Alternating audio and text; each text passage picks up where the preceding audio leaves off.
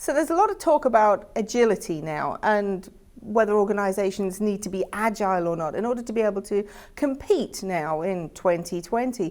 Well, let's take a look at why agility is a good idea and why applying agile principles is a good idea for an organization.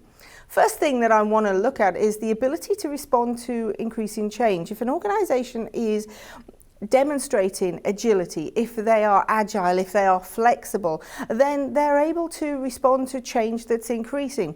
Let's think about this for a moment. The apps on your phone, when was the last time that they updated? They update pretty frequently, right? Yeah, they do. And you don't even know that they've updated a lot of the time, but you log in and you suddenly discover new features. How's your organization able to adapt to that environment? Because your customers are expecting that now. This is not something that's just a nice to have. This is a way of life that's become the norm for them. So they expect that.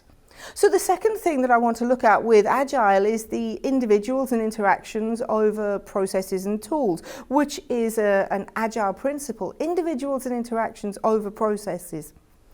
Organizations get really bogged down in processes. You know, if I think about ITIL and I think about, waterfall approach to processes, and I think of service management in itself, and service management itself looks at processes, and we like to have practices in place.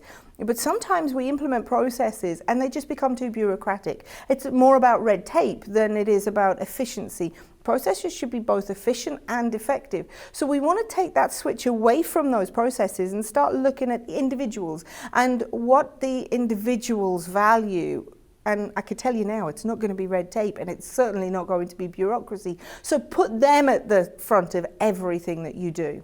And then we've got working software over comprehensive documentation. Let's ignore the software bit for a moment and just say the ability to deliver a product over comprehensive documentation. Let's face it, as a customer, let me ask you this question. When was the last time you read a manual?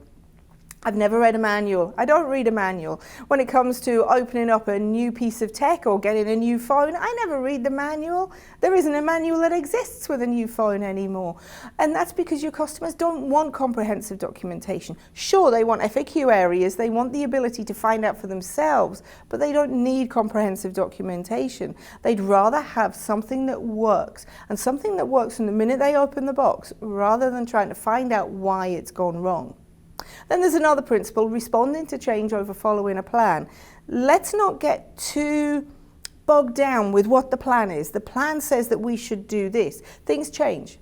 So we need to have plans that are high level and plans that are flexible so that we can respond to that. And that will make an organization much more agile, that ability to move away from the plan, detour slightly. And then lastly, collaboration over contracts.